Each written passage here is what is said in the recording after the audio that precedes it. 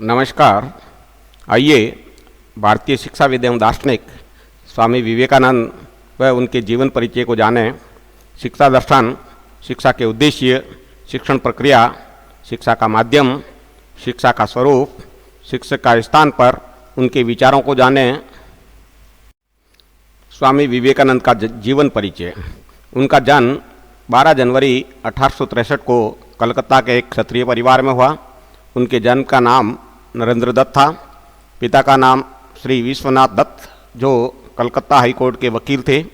उनके विद्यालय के प्राचार्य हेस्टी ने उनका संपर्क स्वामी रामकृष्ण परमहंस से कराया था, जिनके संपर्क में वे 6 वर्ष रहे और आध्यात्मिक ज्ञान प्राप्त कर वे नरेंद्र से स्वामी विवेकानंद बन गए।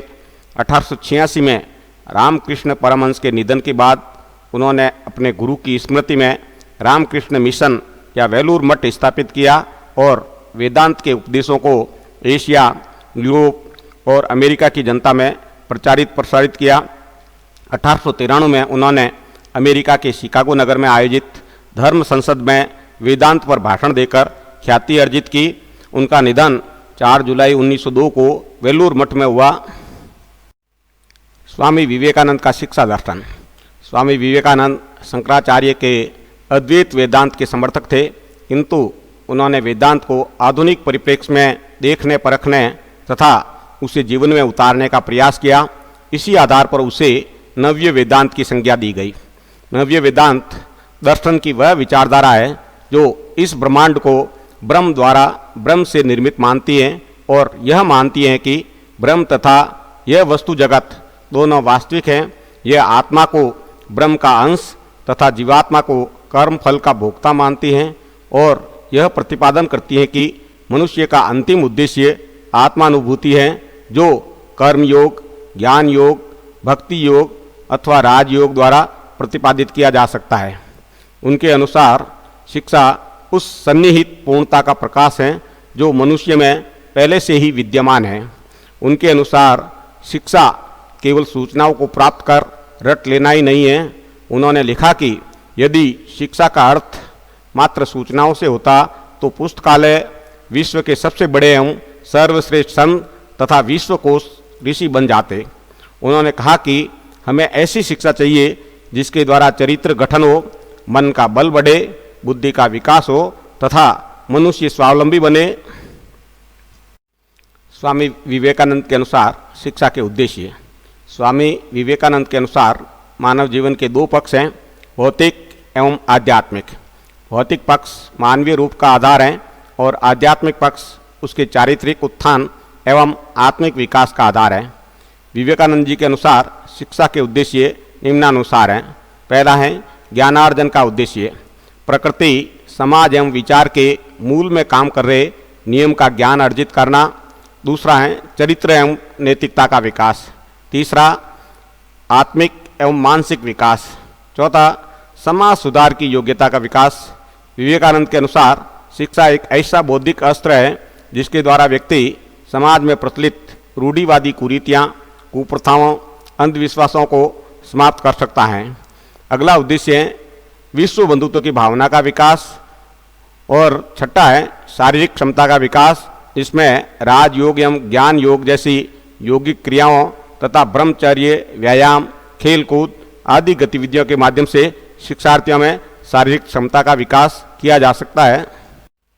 स्वामी विवेकानंद के अनुसार शिक्षण अधिगम के सिद्धांत। ज्ञान व्यक्ति के अंदर विद्यमान है और शिक्षा द्वारा उसका प्रकटीकरण होता है। शिक्षा ज्ञान की सर्जक न होकर उसके अर्जन का माध्यम है। शिक्षा का वास्तविक उद्देश्य व्यक्ति के आत्मिक एवं शारीरिक, आध्यात्मिक एवं भौतिक दोनों ही पक्षों का संतुलन व समुचित विकास करना है, न कि उसे सूचना प्राप्ति तक सीमित करना। शिक्षा अंधकार से प्रकाश की ओर, अज्ञान से ज्ञान की ओर, असत से सत्य की ओर ले जाकर मानव को मानवीय गुण व बोध से ओतप्रोत कराती है। स्वामी विवेकानंद के अनुसार शिक्षण प्रक्रिया। स्वामी विवेकानंद के अनुसार शिक्षा आजीवन चलने वाली प्रक्रिया है। उन्होंने ज्ञान मीमांसा पर अलग से कोई ग्रंथ नहीं लिखा, लेकिन इस संबंध में उनके विचार कई भाषणों में व्यक्त हुए हैं। उनके अनुसार आत्मसंयम, योगाभ्यास, यम, नियम, जैसी ज्ञानात्मक प्रक्रियाओं के माध्यम से शिक्षा प्राप्त कर सकता है। स्वामी विवेकानंद का जनवरी 1896 में दिए गए भाषण का एक अंश है। कल्पना कीजिए, मैं सड़क पर जाता हूँ और एक कुत्ते को देखता हूँ। मैं कैसे जानता हूँ कि वह एक कुत्ता है? मैं इस अनुभव को अपने मस्तिष्क में भेजता हूँ और मेरे मस्तिष्क में मेरे सारे अतीत के अनुभव व्यवस्थित व खानों में रह रहे हैं। जैसे ही एक नया अनुभव आता है, मैं इसे स्वीकार करता हूँ और इसे किसी खाने में भेज देता हूँ, तथा जैसे ही मैं पहले से ही रह रहे समान अनुभवों का समूह पाता हूँ, मैं उसे उस समूह में रख देता हूँ और संतुष्ट हो जाता हूँ। मैं जानता हूँ यह कुत्ता है क्योंकि यह पहले से वहाँ के अनुभवों से सामंजस्य रखता है। जब मैं इस नए अनुभव के संज्ञान को अंदर नहीं पाता हूँ, मैं असंतुष्ट हो जाता हूँ। मस्तिष्क की यह अवस्था अज्ञान कहलाती है, परंतु जब पहले से रह रहे अनुभव के संज्ञानों को पा लिया जाता है, हम संतुष्ट हो जाते हैं, यह ज्ञान कहलाता है। स्वामी विवेकानंद के अनुसार शिक्षा के माध्यम। विवेकानंद बुद्धिवादी थे, उन्हें तर्क पर भरोसा था। उनके अनुसार शिक्षा प्राप्ति का प्राथमिक माध्यम अनुभव है। स्वाध्याय, निरीक्षण, तर्क, संशय, प्रश्नोत्तर जैसी पद्धतियाँ शिक्षा के महत्वपूर्ण उपकरण हैं। प्राकृतिक और सामाजिक विषयों का ज्ञान प्राप्त करने के लिए पंच ज्ञानेंद्रियाँ, प्रत्यक्ष तर्क, संशय, परामर्श, निर्देशन, व्याख्यान, विचार विमर्श, प्रयोग व निरीक्षण द्वारा तथ्यों का ज्ञान जैसे माध्यम महत्वपूर्ण है।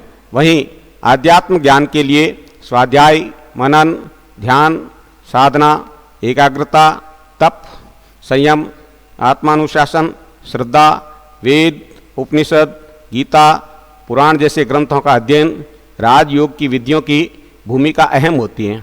उनके अनुसार जब तक अंतरात्मा नहीं खुलती, समस्त बाह्य शिक्षण व्यर्थ हैं। मन के द्वारा ही हमें समस्त वस्तुओं का ज्ञान होता है। शिक्षा का स्वरूप। स्वामी विवेकानंद सैद्धांतिक शिक्षा की अपेक्षा व्यावहारिक शिक्षा पर अधिक बल देते थे। वे भारतीय मूल्य और पश्चिमी विज्ञान दोनों के संगम से मानव कल्याण देखते थे। उनके अनुसार शिक्षा का स्वरूप इस प्रकार का होना चाहिए जो व्यक्ति की आत्मिक आध्यात्मिक उन्नति के साथ साथ मानव की भौतिक प्रगति भी करे। उन्होंने शिक्षा के दो स्वरूप बताए, आध्यात्मिक एवं व्यावहारिक शिक्षा। आध्यात्मिक शिक्षा ब्रह्म के स्वरूप का ज्ञान करवाती है। ऐसी शिक्षा के लिए विवेकानंद वेद, गीता, उपनिषद, पुराण, धर्म ग्रंथ, दर्शन, साहित्य, कला इत्यादि का अध्ययन करना आवश्यक मानते थे। विवेकानंद मातृभाषा में शिक्षा को जरूरी मानते थे। उनकी मान्यता थी कि मौलिकता और प्रतिभा का विकास अपनी मातृभाषा में ही संभव है और हृदयगत भावनाओं की सहज अभिव्यक्ति उसी में हो सकती है। संस्कृत भाषा, संस्कृति का ज्ञान पाठ्यक्रम में शामिल करवाने के पक्ष में थे। भौतिक शारीरिक विकास के लिए वैज्ञानिक शिक्षा को महत्वपूर्ण मानते थे। विज्ञान के साथ ही भूगोल, अर्थशास्त्र, कृषि व प्राविधिक, खेल कूद व व्यायाम इत्यादि की शिक्षा को महत्वपूर्ण मानते थे। शिक्षक का स्थान। यद्यपि विवेकानंद ज्ञान को मनुष्य के अंदर ही विद्यमान मानते थे, इसलिए उनके अनुसार वास्तव में किसी द्वारा किसी को ज्ञानी नहीं बनाया जा सकता। हम में से प्रत्येक को अपना गुरु स्वयं को ही बनाना पड़ेगा, किंतु शिक्षक की भूमिका मन में विद्यमान ज्ञान के प्रकटीकरण में महत्वपूर्ण होती है। शिक्षक ही बच्चे का मित्र, परामर्शदाता और पथ प्रदर्शक के रूप में काम कर उसे शिक्षित व ज्ञानवान बनाता है। इसके लिए शिक्षक को अपने शिष्यों से घनिष्ठ आत्मीय संबंध रखने की अपेक्षा की गई है। उसे बालक की शारीरिक एवं मानसिक क्षमताओं के विकास में अपनी पूर्ण शक्ति को लगा देना चाहिए। सार रूप में हम कह सकते हैं कि विवेकानंद के लिए शिक्षा अज्ञान को दूर कर जीवन को प्रकाशवान बनाने का माध्यम थी। उनकी शिक्षा मानवतावादी एवं क्रियावादी थी। नैतिकता के उच्चतम आदर्शों की प्राप्ति मूल्यपरक शिक्षा से ही हो सकती है। उनके अनुसार शिक्षा व्यक्ति के अंतःकरण की शक्तियों का विकास कर उसका चारित्रिक उत्थान करती हैं। शिक्षा के प्रति उनकी यह दृष्टि वर्तमान में महत्वपूर्ण है, क्योंकि आधुनिक शिक्षा केवल बच्चे की बौद्धिक क्षमताओं के विकास को प्राथमिकता देती है। बच्चे का नैतिक एवं मूल्यात्मक विकास करने का पक्ष गौण होता जा रहा है। विवेकानंद ने जिस तरह से शिक्षा को आजीवन चलने वाली प्रक्रिया बनाया और व्यक्ति के आंतरिक एवं बाह्य पक्षों के संतुलित विकास पर जोर दिया है, उसकी वर्तमान में महती आवश्यकता है। विवेकानंद ने आध्यात्मिक शिक्षा के साथ साथ वैज्ञानिक एवं तकनीकी शिक्षा के विकास पर बल दिया है। उनकी यह समग्रतावादी दृष्टि वर्तमान शिक्षा जगत को एक महत्वपूर्ण सकारात्मक दिशा देती है। यह समाज के भौतिक एवं आत्मिक दोनों ही लक्ष्यों को प्राप्त करने में महत्वपूर्ण है।